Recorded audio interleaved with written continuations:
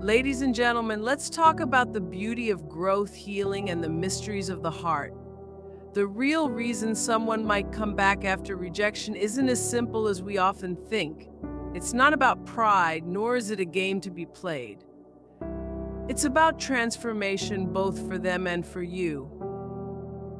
When rejection happens, it is a moment of truth, and often it's a turning point. You see, rejection isn't the end. No, it's an invitation to reflect on ourselves and our choices. It's a moment to question what we want, why we want it, and whether we're truly ready for it. For the one who walks away, it's also a time to reflect. They're not immune to the process of self-discovery, just like you aren't. They might not be who they were when they first left, and that makes all the difference. But let's remember, respecting boundaries is essential. When someone walks away, they're honoring your worth, your needs, your space. They might not realize it in the moment, but walking away is also an acknowledgement of your right to say no. You are not here for anyone's convenience. And while it may feel hard to embrace at first, that boundary is a form of self-respect that you should never apologize for. Now, let's talk about something real unfinished business. Life has a funny way of leaving us with questions and uncertainties. Sometimes a man returns because there are emotions he never fully understood or expressed. He needs to reconcile with those feelings. That doesn't mean he's coming back for just a second chance, but rather to find closure or healing. Growth is beautiful, isn't it? There comes a time when someone can look back on their life and see what they missed, what they didn't value, or what they took for granted. That's the moment when they realize what truly matters. They return not because they were wrong or because they want to fix things, but because they understand what's important, and that understanding changes everything. But it's not always easy, is it? We all make mistakes. They do, we do. Sometimes it takes being away to see those mistakes clearly. The real reason someone comes back could very well be their ability to admit they were wrong, to take accountability, and to seek forgiveness, not for validation, but for growth. Timing is a delicate thing, too. Life doesn't move in straight lines. What you need when you need it might not be clear at first. Sometimes people come back because they realize they weren't ready before. It's not that they didn't care, they just weren't prepared to offer the love, attention, and respect that the relationship truly deserved. But now they're different. Now they're ready. And yes, fear plays a role. The fear of losing something valuable can stir a desire to make things right. And while fear can be a powerful motivator, it isn't always a sign of weakness. It's a reminder that there are things we care about deeply, and sometimes we only realize how much when faced with the possibility of losing them. And finally, let's talk about the essence of love. True love isn't just about romantic sparks. It's about emotional availability, it's about commitment, and it's about showing up fully. If someone comes back, it may very well be because they've grown emotionally available in a way they couldn't before. It's no longer just about attraction, it's about what they are truly ready to give. They're ready to be the partner you deserve. So when someone comes back after rejection, don't be too quick to judge. Understand that they've gone through their own journey. It's not about them trying to win you over. It's about their personal growth, their self-reflection, and their readiness to show up in a way they weren't able to before. The key is, are you ready too? Are you willing to see the person in front of you for who they've become? Remember, this rejection isn't the end. It's simply the beginning of something new. Don't be afraid of it. Don't shy away from it. Embrace it as the powerful tool for growth that it is. Rejection is something we've all faced at one point or another. It's that sharp sting that can make us question our worth, our choices, and even the path we're on. But what if I told you that rejection, in all its uncomfortable glory, holds a power that we often overlook? It's not just an ending, it's a beginning. It's an invitation to look inward, to ask ourselves the tough questions we might otherwise avoid. When someone walks away or rejects you, it's not just about them, it's about you too. It's a mirror held up to your life, asking you to reflect, to dig deep into who you are, what you really want, and most importantly, what you're willing to stand for. Self-reflection is one of the most transformative forces in the world. It's in those quiet moments of introspection that we find clarity. Those moments of solitude when we stop blaming, stop pointing fingers, and stop running away from the discomfort are the moments that shape us. Because when we turn inward, when we look at ourselves with honesty, we begin to uncover truths that might have been hidden for a long time. Maybe there are patterns in your life that you hadn't seen before. Maybe there are fears, insecurities, or old wounds that still need healing, but in this space of reflection, you have the power to rewrite your story. You see, rejection forces us to pause. It makes us stop and breathe, even when it feels like the world is moving too fast. In that pause, you have the chance to hear your own voice, the voice that has been drowned out by the noise of expectations and the opinions of others. It's the voice that has been waiting for you to listen, and when you truly hear it, you begin to understand yourself in ways you never did before. You start to see the bigger picture, the dreams you've been putting off, the values you've been compromising, and the love you've been afraid to fully give to yourself. In those moments of reflection, we often discover the strength we didn't know we had. We realize that rejection doesn't diminish us, it illuminates the parts of us that need to grow. It's a lesson, not a punishment. It's a teacher, not an enemy. And it offers us the chance to evolve emotionally, spiritually, and mentally. When you embrace this process, you begin to understand that rejection is not something that breaks you, but something that makes you more whole.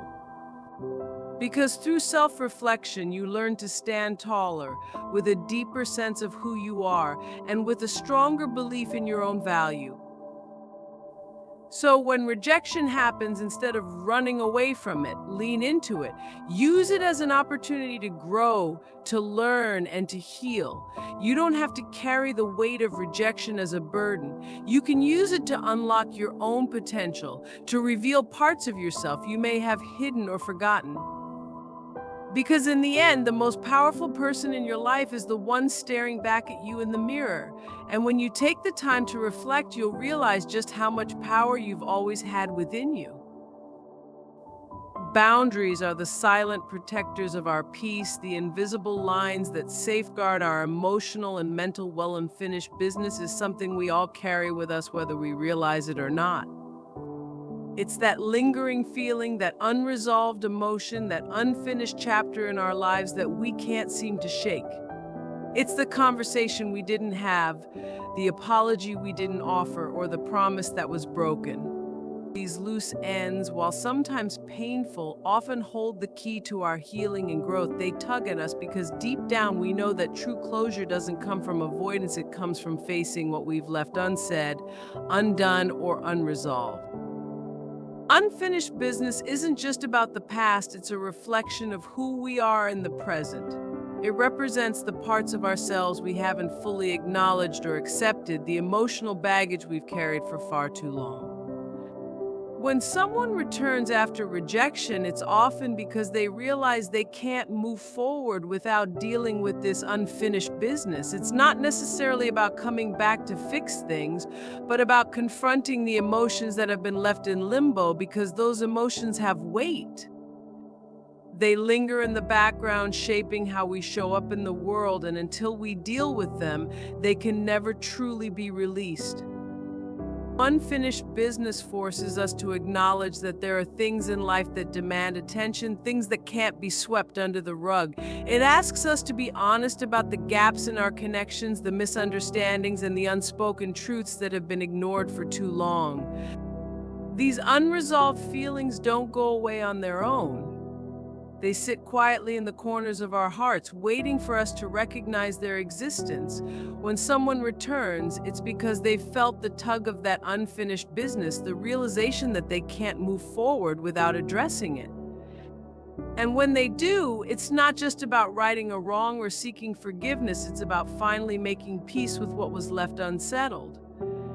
We all have unfinished business, it's part of being human. But what we often fail to realize is that unfinished business isn't something to fear. It's an opportunity, an invitation to grow, to heal, and to.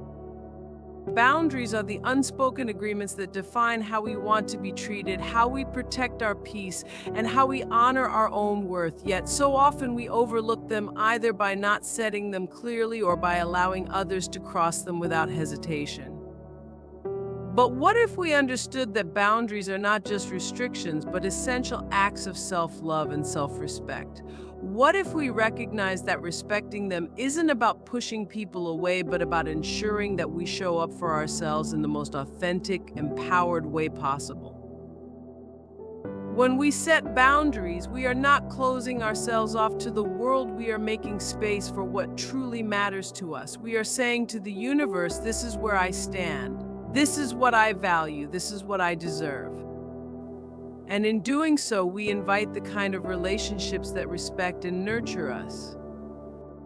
When we allow others to cross our boundaries, whether out of fear of conflict, desire for approval, or a sense of obligation, we are essentially telling them that our peace doesn't matter, that our needs don't deserve to be prioritized. But that's not the truth. Our peace is invaluable.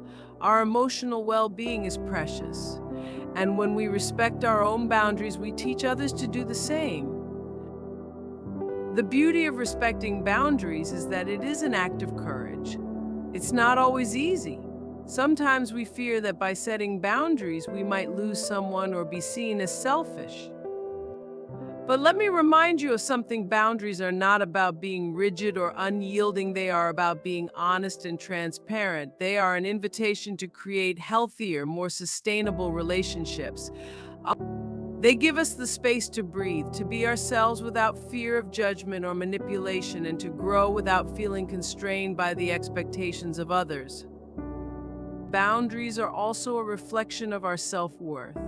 When we respect our own boundaries, we are saying, I am worthy of love, respect, and care on my terms. And when we honor the boundaries of others, we are acknowledging that they too are worthy of the same respect. It's a reciprocal process that fosters trust, understanding, and mutual appreciation. By setting clear boundaries, we are not only protecting ourselves, but also showing the world that we are worthy of being treated with kindness and consideration. Too often, we give away pieces of ourselves because we fear disappointing others or being seen as too demanding. But real strength lies in knowing when to say no, knowing when to protect your heart, and knowing when to walk away from situations that drain you. Boundaries allow us to conserve our energy for the things that truly matter: our growth, our happiness, our peace. And in doing so, we create the space for the kind of relationships that lift us up rather than deplete us. So let's remember that respecting boundaries is not a sign of weakness, it's a declaration of strength. It's an act of self-love, an acknowledgement that we are worthy of respect and care. And when we honor our boundaries, we teach others the value of doing the same, creating a world where kindness, respect, and love can flourish. As we move through life, there are moments that shift the very core of who we are, moments when the things we once thought were important suddenly seem less so, and what we once ignored begins to stand out in sharp relief. These are the moments of evolution, the quiet awakenings that nudge us to reconsider what truly matters. For many of us, the passage of time brings with it a deep understanding that the things we once pursued with all our might, success, approval, status, often fade in importance, while the things we didn't see clearly before, connection, love, authenticity, take center stage. It's in this shift that we find a new kind of wisdom, the kind that only comes from experience and reflection. Realizing what matters is not always a dramatic revelation. It's often a slow, unfolding realization that comes from walking through the world with an open heart and a willingness to learn. For years, we might chase after things that glitter on the surface, thinking they are the key to happiness and fulfillment. We might measure our worth by what we have, by the titles we hold, or by the people who approve of us. But as we grow, we begin to see that true joy doesn't come from external validation, it comes from within. The relationships we build, the depth of our emotional connections, the moments of quiet contentment, we start to recognize that these are the things that give our lives meaning. This evolution often happens after we've experienced loss, disappointment, or rejection.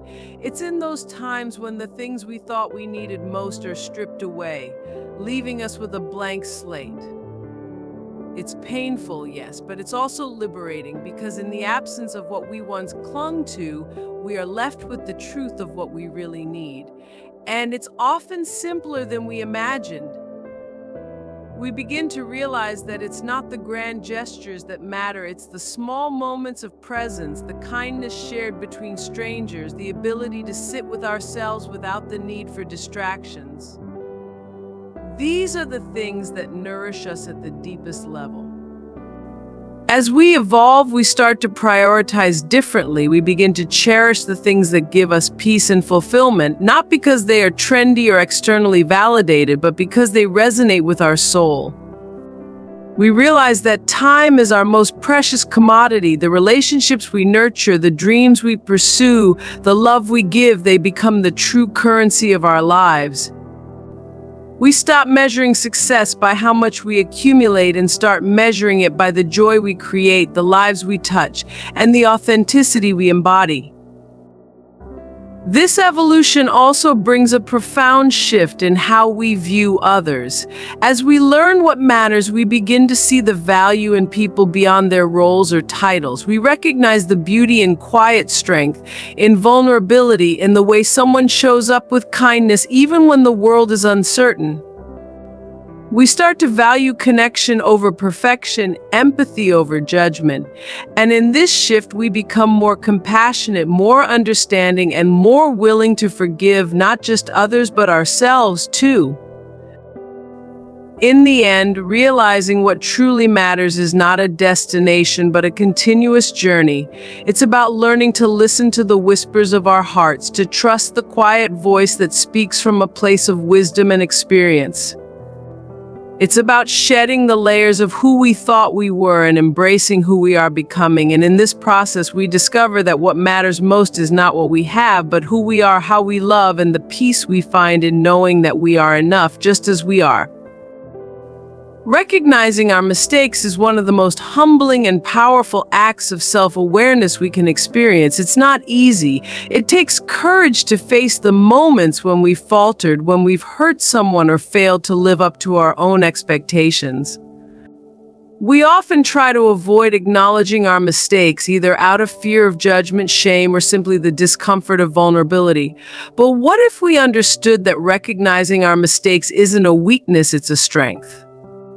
What if we saw it as a gateway to growth, a step forward in becoming the person we're meant to be? We all make mistakes. We are human, and as humans, we are bound to stumble, to misstep, and to cause unintended harm along the way. It's part of the journey, but it's not the mistake itself that defines us. It's how we respond to it. When we are able to recognize where we've gone wrong, we open the door to healing, not just for ourselves, but for others as well. Acknowledging our mistakes is an act of accountability, a sign that we are willing to own our actions, regardless of how difficult it may be. It's about stepping into the light of truth rather than remaining in the shadow of denial. When someone comes back after making a mistake, it's often because they've had the time and space to reflect. They've seen the impact of their actions, felt the weight of their decisions, and recognized the pain they may have caused. It's not easy to admit that we were wrong, especially when it means facing the consequences of our actions. But it's in that moment of recognition that transformation begins.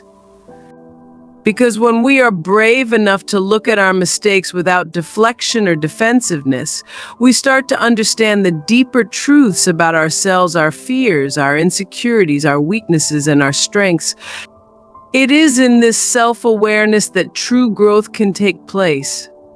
Recognizing mistakes also means understanding the impact we've had on others. It's about seeing beyond ourselves, beyond our own pride or discomfort, and acknowledging the hurt we may have caused. It requires empathy, the ability to step into someone else's shoes and feel their pain. It's about accepting responsibility not just for the action itself, but for the emotions and experiences that come with it. When we take the time to understand how our words, actions, or lack of action have affected others, we are not just admitting our faults, we are demonstrating the kind of maturity that allows us to repair and rebuild trust. But recognizing our mistakes doesn't mean we are defined by them. It simply means that we are willing to learn from them. It means we are open to evolving, to becoming better versions of ourselves, to not repeat the same patterns over and over again. Mistakes are not marks of failure, they are lessons in disguise, opportunities for us to become more compassionate, more thoughtful, and more aware of the power we hold in our words and actions. And when someone returns after recognizing their own mistakes, it's not about seeking validation. It's about showing up differently, more aware, more humble, more committed to doing better. It's not about a promise of perfection, because perfection is an illusion. It's about the courage to admit when we've fallen short and the determination to rise with a renewed sense of purpose, compassion, and understanding.